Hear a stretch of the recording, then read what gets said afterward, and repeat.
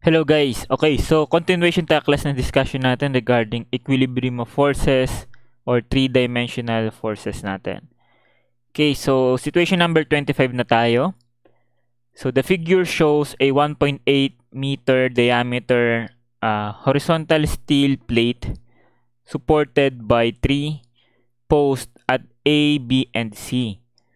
So, a load P equals to 1 to 50 kN is placed at a distance x of 0.5 meters. So, this one is yung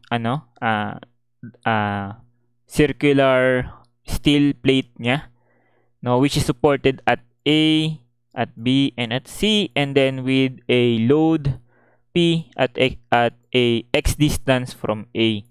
So, first question is, which of the following most nearly gives the reaction at A if the weight of the plate is neglected? So, ibig sabihin, wala pang weight, no?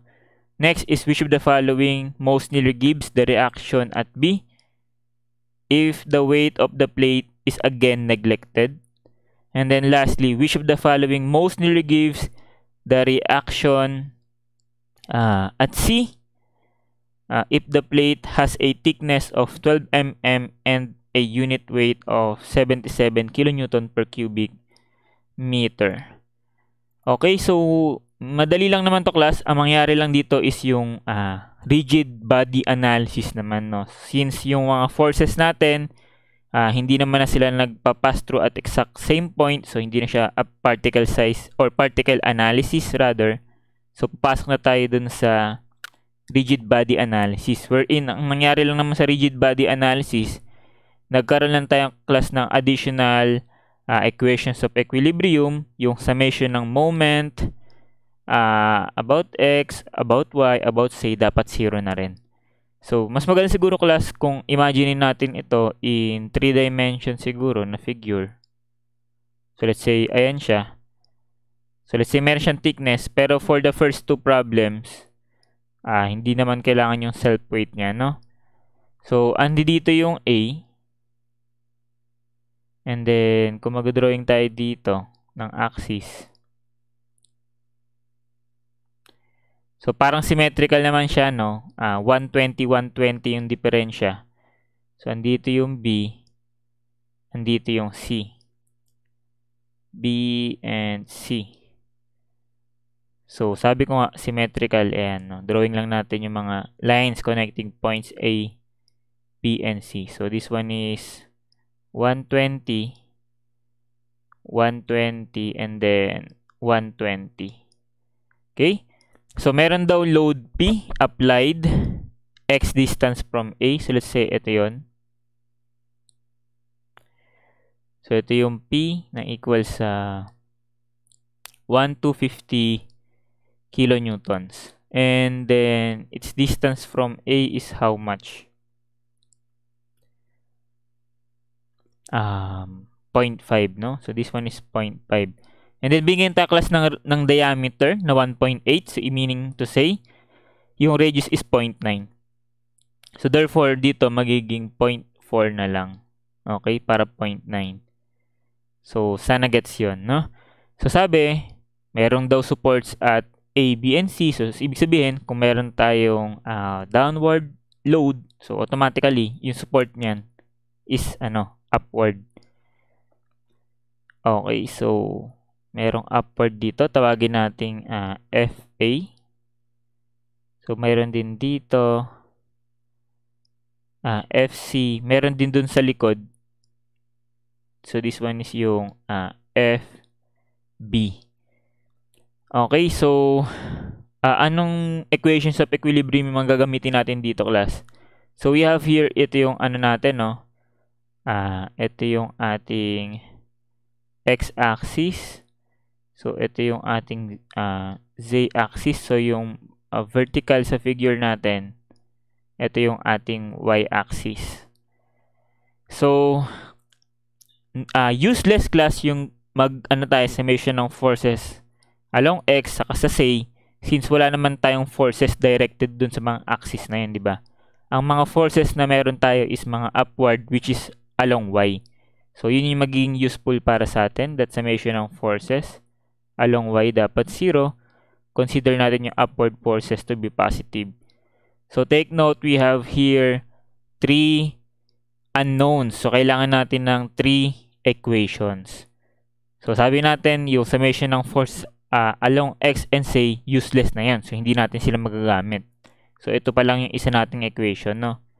So that FA plus FB plus FC. And then downward yung 1 to 50. So minus 1 to 50. O dapat yan class ay 0. No? So equation 1.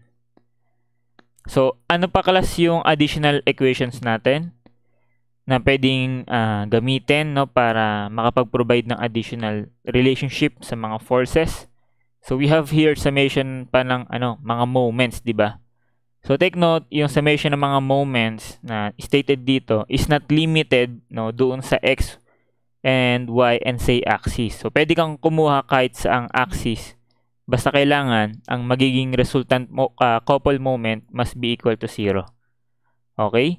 So dito, for convenience, no, ang pipiliin kong mga axis is ito. So mag-drawing ako ng axis dito. So instead na dito ako mag-moment sa say, which is okay lang naman, no? Summation ka ng moment about say equal sa 0. So ano mangyayari doon class? So kung ito yung ating z-axis, so itong P iikot siyang counter. Itong A iikot ng clockwise. Itong B iikot ng counter.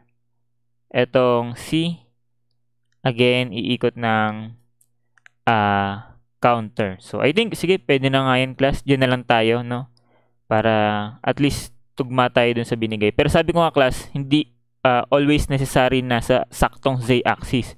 So pwede kasi dito tayo mag-moment sa axis passing through A, no? Which is parallel din naman sa say yan, pero passing through A. Diyan tayo magpapaikot. Pwede yan class, no?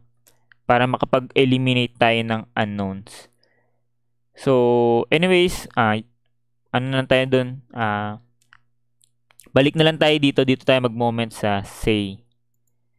Okay? So summation ng moment about say dapat 0. So consider natin mga moments na pag ganito or clockwise moments to be positive. So napakita naman na natin, no, sa figure natin yung mga magiging moments ng mga forces natin. So I think kailangan ko na lang yung mga perpendicular distances. So yung A, ang distance niya from say axis is 0.9. Etong P is how much? Yung perpendicular distance niya. So kung 0.5 siya from A, so this one is 0.4. Okay? How about itong B and C? So yung B and C kasi class, pantay naman sila. So ilan yung distance nila papuntang say? So that is what? Kung gagamit tayo ng triangle. So this one is 0.9. So kailangan natin itong nakahiga, no? So that is what? 0.9 cosine. Tama. 0.9 cosine of 60. Yun na yung distance niya from say. Okay? So gets ba yun class? So ayan, mag-moment na tayo. Okay, so let's start with FA. So clockwise. FA times its distance 0.9. And then yung force P. So counter. So negative 1 to 50. And then moment arm is 0.4. And then yung FB counter. So negative FB. Moment arm is yung 0.9 cosine 60. Which is pwedeng ma-simplified as 0.45. Okay. So that is 0.45. And then yung FC. So yun na rin yung distance niya from say axis. So counterclockwise, so negative FC 0.45. And then wala nang ibang magmo-moment, so dapat 0. So I think hindi nakita. So anyways, yung 0 lang naman yung hindi nakita. Okay, so that is now our additional equation, equation 2. Okay? So, ano pa yung mga equation na pwede nating gamitin? So, pwede pa class, humanap ka pa ng iba pang axis na pagmomomentan natin. So, kahit saang axis class pwede. Basta kaya mong kumuha ng distances. Halimbawa, gusto mo dito ka mag-moment sa axis na yan. So, dapat summation ng mga moment 0. Pero mahirap kumuha ng distance dyan, di ba? So, ang next na magandang axis na pag-iikutan natin is yung x-axis, no? So, gamit naman siguro ako ng red. So, dito tayo sa x-axis magmo-moment. So, kung makikita mo, kung sa x-axis tayo magpapaikot, diyan, yung force A, wala siyang moment kasi directly passing through siya dun sa x-axis. So, wala siyang moment arm. The same with yung force P. Wala rin siyang moment arm. So, ang iikot na lang dyan, class, is itong FB. Okay? And then, itong FC. So, yung FB ang magiging ikot niya pag ganito. And then, yung FC, pag gano'n naman yung ikot. Okay? So, gamit na lang tayo, class, ng right hand rule para yun yung consideration natin ng positive. So, lagay tayo dito ng kanang kamay. Okay, so consider natin yung yung pagganito, no? Na i-imagine nyo ba? So, yung pagganito na ikot to be positive. So, yung FB, yung ating magiging positive, no? The same with the direction of positive moment about X.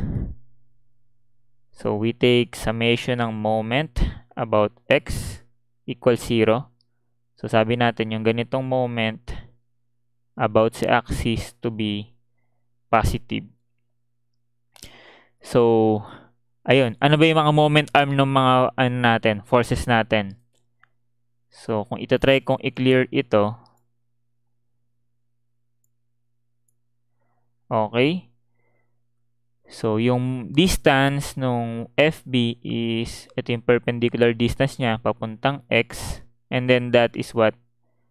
Kung 0.9 ito, this one is what? 0.9 sine of 60. So, ganun na rin yung FC. No? Yung perpendicular distance niya about x-axis is 0.9 sine 60.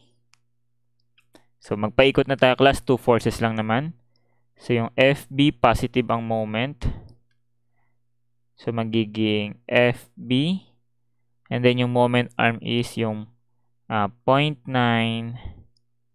sine 60. And then, minus yung FC. No? Against kasi yung moment niya dun sa positive direction. So, FC moment arm is the same, no? 0.9 sine 60.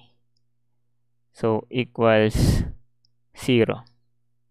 So, this one now is our third equation, no? And then, as you can see, kung magka-cancel kasi ito eh. Lumalabas that FB minus FC equal to 0. Thus, yung FB equals sa FC. No? Yun lang yung gusto ko sa mga gusto kong ipakita. Since, kung titingnan nga natin tong figure, no, symmetrical kasi yung location ng FB saka yung FC. And then, symmetrical din, no, na nasa gitna nila exactly yung other loadings. So, it's safe to say nga siguro na equal nga yung dalawa. No? Same amount yung force or yung reaction nila. So, anyways, ayun na yung 3 equations natin. This one is equation 1. Ito yung equation 2. And then, ito na lang yung equation 3 natin, no? Yung simplified. So, class 3 equations, 3 unknowns, edi kaya na natin kunin yung FA, FB, and FC. Okay, so hindi ko napapakita sa calculator yan. So, ano po ang lalabas na sagot for A, B, and C?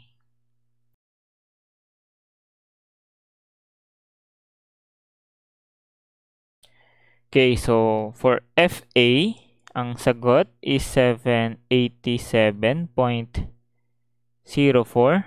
and then kilonewtons. For FB, that is what? 231.48 kilonewtons. And then next is the same dapat, 231.48 kilonewtons, no? So we can now answer yung first two questions. So for reaction at A, so yun yung sagot, 787, which is we are correct. For B, ayan, 231.48, so we are correct. Okay? Gets ba yun, class? So, kailangan lang marunong ka maghanap ng mga equations ng equilibrium na magagamit mo, no, to provide, no, yung number of equations na kailangan mo dependent dun sa number of unknowns. Okay, so yun, ganun lang siya. And then let's now proceed dun sa 73. So what if daw merong given na thickness, yun nga, 12 mm, and meron ng unit weight yung ating steel plate. Okay? So, alam naman natin, class, no, kapag may weight na pinag-uusapan, yung location ng weight na yan is exactly doon sa centroid, no? Or center of gravity. So, since uniform naman yung ano natin, yung plate natin, so it's safe to say that yung weight niya is passing through dito sa gitna. So, nandito yung weight. So, kung sa isometric view, so andito yung weight ng, class. Okay, nakita niyo ba yung ginawa ko? So, ito yung weight. Nasaan equal ang weight, class? Equal yung sa gamma volume. Okay, wherein yung gamma, binigyan tayo yung unit weight na 77 kilonewton per cubic meter, and then yung volume is pi r squared times the thickness. So, pi, and then yung r is 0.9 in meters. Kasi naka-cubic meters eh. So, 0.9 meters squared. So, pi r squared. And then yung thickness in meters is how much? 0.012 meters. So, makukuha natin, class, yung equivalent weight niya. And that is how much? So, that is 2.31 or 3513 and then kilonewtons. Okay? So, hindi ko na, class, ipapakita yung long solution dito since yung long solution dito, class, is using this procedure again, no?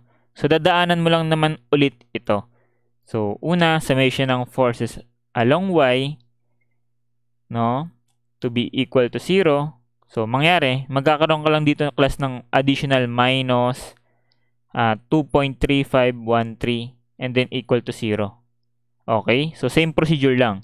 And then, ganun din, summation lang tayo ng moment along say, or about say rather. So, magmo-moment lang tayo sa say. So, di ba ito yung say natin, class? So, makikita mo yung W, wala siyang moment arm. No? Kasi exactly passing through say axis siya. So, meaning to say, hindi pala magbabago itong equation na to. Gets? And then, for this one, summation ng moment about x. So, nasan yung x natin? Ito, di ba? Nakikita mo ba yung hina-highlight ko, class? Ito. So, again, yung weight natin is passing through again dun sa axis, no? Nung rotation. So, ibig sabihin, wala na naman siyang additional moment. So, ibig sabihin, hindi pala magbabago ito. So, para mangyari pala, class, simple lang din, no? Ang magiging equation lang natin is what? Etong una, madadagdagan lang ng minus yung weight na 2.3513. And then the rest, saka hindi pala sila magbabago, no, base dun sa explanation ko. So again, 3 equations, 3 unknowns, edi masolve mo yung yung corresponding, yung bagong value ng FA, FB, saka FC. Okay? So now, that's one procedure na pwede mong sundan. Pero since meron na akong value nito, pwede akong gumamit ng iba pang solution. So para mangyari, ang ginawa mo lang naman kasi is that using the same figure, para ka nagdagdag ng additional load sa gitna na equal sa 2.3513 kilonewton. Okay? So this one is another approach, no? So kung gusto mong conventional, yun nga, yung magadagdag ka nito. And then solve individually for FA, FB, FC. So another approach is this one, no? So parang nagdagdag lang tayo ng load exactly dun sa gitna. And then 'di ba sabi natin, symmetrical ito. Ito yung FA, andi dito yung FC, sa likod yung FB. Sabi natin symmetrical yan, 'di ba? So pag symmetrical, yung load is exactly nasa gitna. Pwede ba natin sabihin, class, na kung yan lang ang loading, ibig sabihin paghahati-hatian lang nung tatlo, no, equally etong load na to? Yes, no? So para magiging equally distributed yung 2.315. So mangyari ito magiging 2.3513 pala, 315 tuloy. 3513, no? Di-divide lang natin siya exactly sa 3. So kasi equally distributed, symmetrical. So 2.3513 over 3. And then ganun din ito. 2.3513 divided by 3. So mangyayari, kung meron na silang additional loadings na or reaction na equivalent dito, so parang madadagdagan lang sila nito, no? Additional reaction due to the additional weight nung ating steel plate. So pwedeng ganun yung atake, class. So if you are talking about dun sa reaction at C, di equal yun dito. No, yung FC is equal sa 231.48 plus yung nadagdag sa kanya due to the self weight na 2.3513 divided by 3. So pwedeng ganun, class, na shortcut na solution. So with that, ano yung sagot? So sagot dyan is 232.26, no? Pero kung hindi ka mag-round up, that is 27. And then kilonewton. So which is, ito yung sagot na letter D. Okay? So this one is, kapag alam mo na yung mangyayari, no? Pwedeng ganyan lang ka-shortcut. So may sagot ka na dun sa una. So kunin mo na lang yung additional reactions nila due to dun sa additional loading. Okay, and then ipa-plus mo na lang sa previous reaction niya. Or, yun nga, you can try to solve it conventionally using yung same procedure. Okay, pinakita ko na sa inyo yung mga lalabas na working equation. Ayan. So, try mo na lang, class, and then verify if same neto yung lalabas na sagot. At the same time, makukuha mo rin yung sa iba. Pwede mo rin i-verify yun. Okay, so yun lang. Pinabilis lang natin siya. So sana na-gets nyo yun. So kung gets na, class, let's proceed na sa last sample problem natin for 3D forces. Okay? So wait lang po. Okay, so this one now is our last sample problem para sa 3D forces. So sabi dito, the uniform plate has a weight of 500 pounds. Determine the tension developed in cable C. So almost the same na lang naman to, class, nung kanina. Okay, so meron tayong parallel forces dito, no? So ikakat natin yan, yung mga members B, C, and A. So malalaglag ang plate. So kailangan humila pataas. Okay, tawagin natin itong FC. Ito yung FB pala to. FB, ito yung FC. Ito naman yung FA. Tapos binigyan tayo, 'di ba? Yung plate is meron na siyang load or self weight rather. So other than dun sa load niya na 200, so meron pa siyang self weight. So dahil uniform naman siya, so nandoon yung sa geometric centroid, nag-act yung kanyang self weight. So ito 'yun. So, binigyan siya ng amount na 500, no? Pounds. Okay, so, yan. Masasolve naman natin na yan using yung the same procedure na ginawa natin kanina. So, ang meron lang dito, class, yung mga forces along Z. So, yun lang yung magiging useful sa atin. That summation ng mga forces along Z dapat 0 considering upward to be positive. So, that is what? FA plus FB plus FC. And then, yung mga downward is yung 500 and then yung 200. So, equal to 0.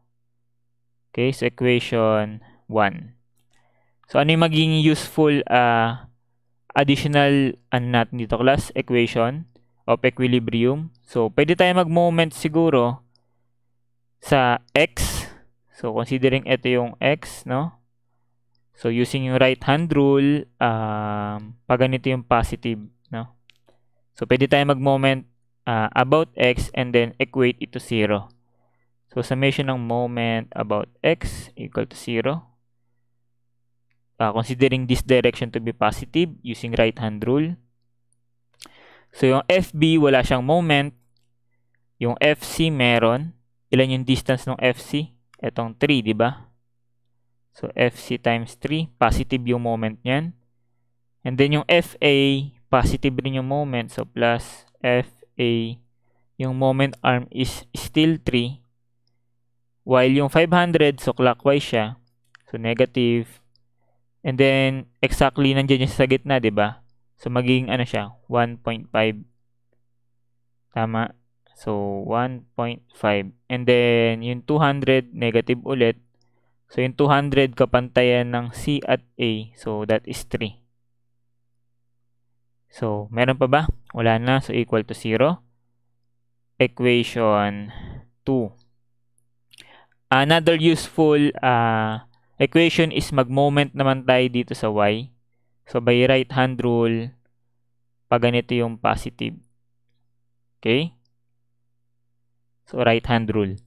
So, okay. So, gamitin natin yung summation ng moment about Y to be 0.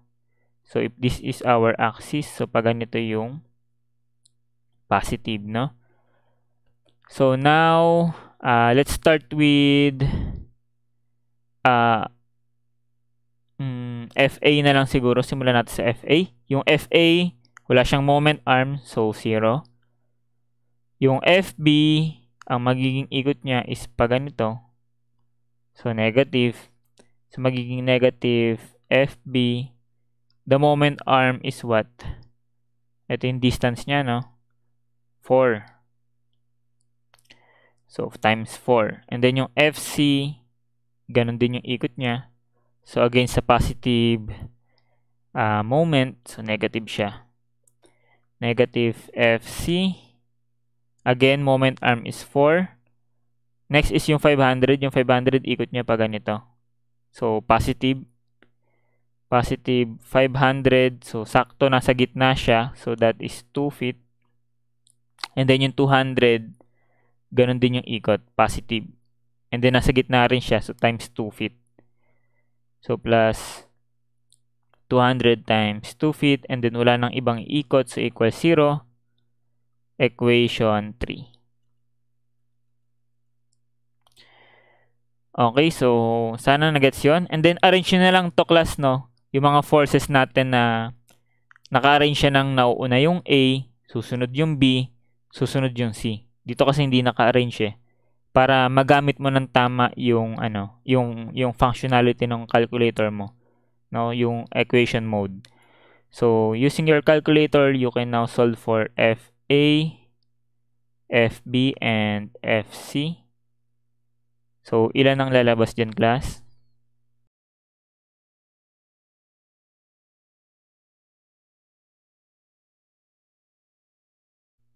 Okay, so sagot para sa FA is 350. Next is 250. And then for C is 100. And then the unit is in pounds. Okay, so sino ba yung tinatanong? The tension developed in cable C. So that is FC. So dapat ang answer is letter C, 100. And then we are correct. Okay, so yun. Hanggang dyan na lang class yung discussion natin regarding sa equilibrium ng mga 3-dimensional force system natin. So hopefully nasundan mo, no, yung mga procedures. And with that, proceed na tayo sa next topic natin, no. Analysis naman tayo ng mga structures, no. Kasi kailangan na marunong ka na dito bago tayo mag-transfer doon, no, analysis of structures. So yun guys, kung wala na kayong questions, so thank you guys for watching.